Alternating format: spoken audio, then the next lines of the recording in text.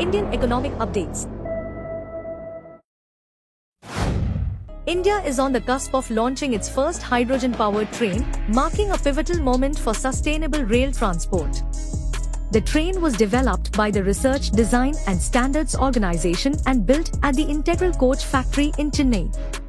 It boasts a powerful 1,200 horsepower engine, making it the most powerful hydrogen-powered train globally, and features 8 or more coaches designed to carry roughly 2,600 passengers. It will run on the Jind-Sonipat route in Haryana, covering two round trips totaling around 356 kilometers. The service is expected to hit speeds up to 110 kilometers per hour, making it ideal for efficient short-distance travel. This initiative is part of the Hydrogen for Heritage project, which envisions deploying 35 such hydrogen trains on heritage and hilly routes. Each train is estimated at 80 crore rupees, with additional infrastructure costs estimated at 70 crore rupees per route. Safety has been a critical focus. The train uses specially designed high-pressure hydrogen storage tanks, leak detection, flame and temperature sensors, ventilation systems, and underwent computational fluid dynamics testing. German safety auditor TÜV SÜD has been engaged to ensure rigorous safety compliance. Fueling infrastructure is being set up at Jind, with a 3,000 kilograms hydrogen storage facility operating under Petroleum Explosives Safety Organization norms. India thereby joins a small group of pioneering nations such as Germany, France, Sweden, and China in experimenting with hydrogen-powered rail systems. This hydrogen train represents India's leap into zero-emission transportation, reinforcing the country's ambition to modernize rail networks sustainably and align with its net zero carbon by 2030 goals. In a major boost to India's military modernization and indigenization push, the Defence Acquisition Council, chaired by Defence Minister Rajnath Singh, has cleared capital procurement proposals worth 67,000 crore rupees.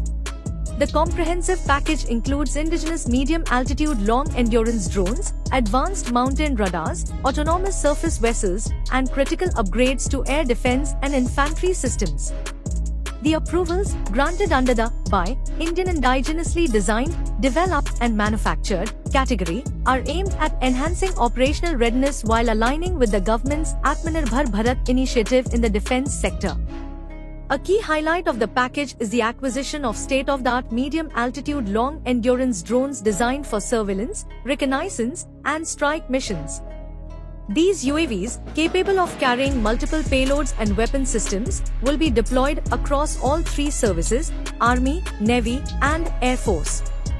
They are expected to significantly bolster India's long-range intelligence, surveillance, and reconnaissance capabilities, offering 24/7 situational awareness and extended mission endurance in varied terrains.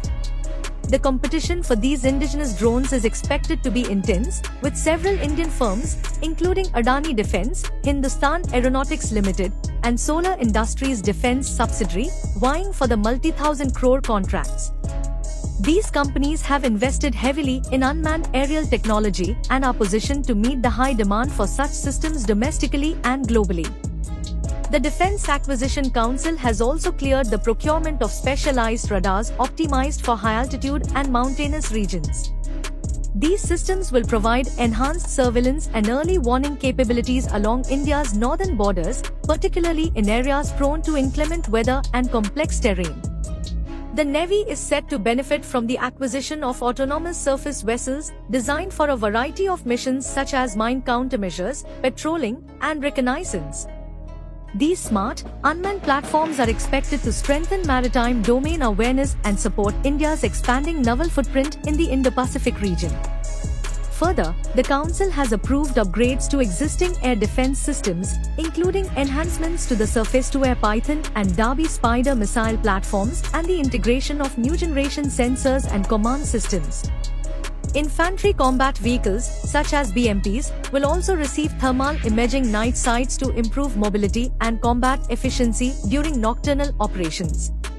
In addition to new systems, the Defence Acquisition Council sanctioned long-term sustenance contracts for critical platforms such as the C-17 and C-130J transport aircraft, along with maintenance support for the S-400 air defense system, ensuring operational continuity of high-value assets. The 67,000 crore rupees defense approvals have boosted market sentiment, with shares of key players like BHEL and Ideaforge gaining up to 3%, reflecting investor confidence. Defense firms such as Larsen & Toubro, Bharat Dynamics, and Astra Microwave are also expected to benefit significantly, signaling robust prospects for the domestic defense industry. The approvals mark a holistic modernization of India's defense forces across land, air, and sea, ranging from drones and autonomous vessels to infantry enhancements and legacy platform upgrades, bolstering tactical readiness, strategic deterrence, and the nation's pursuit of a self-reliant, technology-driven military. India and the Philippines have officially elevated their bilateral ties to a strategic partnership, marking a significant shift toward closer cooperation in defense, maritime security, trade, and technology. This move comes in response to growing regional security concerns, particularly China's increasing assertiveness in the South China Sea. A major aspect of the partnership is the defense cooperation, exemplified by the Philippines' acquisition of India's advanced BrahMos supersonic cruise missile system. With plans for a second batch of missiles, this collaboration enhances the Philippines' coastal defense and strengthens regional security. The two countries have also formalized joint naval exercises in the South China Sea, reflecting their shared commitment to freedom of navigation and maritime security in contested waters. To further bolster their defense collaboration, both nations have outlined a comprehensive plan of action for the years 2025 to 2029, focusing on enhanced military interoperability, joint exercises, and coordinated naval and coast guard operations. Additionally, the two countries are expanding their legal cooperation, with agreements on mutual legal assistance and prisoner transfer treaties, which aim to improve security coordination and reduce barriers for cross-border operations. On the economic front, trade between India and the Philippines reached $3.5 billion in 2023, driven by Indian exports in pharmaceuticals, engineering goods, and automotive components. Both nations are now negotiating a preferential trade agreement (PTA) to streamline trade and foster deeper economic integration. India has also pledged support to the Philippines in developing digital infrastructure, particularly through a sovereign data cloud initiative, which aims to strengthen cybersecurity and enhance digital resilience. The upgraded strategic partnership positions both countries as central players in shaping the future of the Indo-Pacific, reinforcing their shared commitment to regional security, economic growth, and a rules-based international order. In a groundbreaking initiative poised to transform regional connectivity, India and the United Arab Emirates are exploring plans for an underwater bullet train linking Mumbai and Dubai. Spearheaded by UAE's National Advisor Bureau Limited, the proposed 2,000-kilometer project could redefine the future of travel and trade between the two nations. According to information emerging through news sources, the underwater rail corridor aims to operate at phenomenal speeds ranging from 600 to 1,000 kilometers per hour. This could reduce travel time between Mumbai and Dubai to just 2 hours, offering a revolutionary alternative to conventional air travel. More than just a passenger marvel, the train is envisioned as a strategic high-speed freight corridor. It would facilitate the rapid transportation of crude oil and essential goods from Dubai to India, enhancing economic ties and streamlining supply chains. Experts suggest the project could significantly reshape the logistics landscape, reducing reliance on slower and costlier air and sea freight. Passengers can expect a unique, immersive experience traveling beneath the Arabian Sea.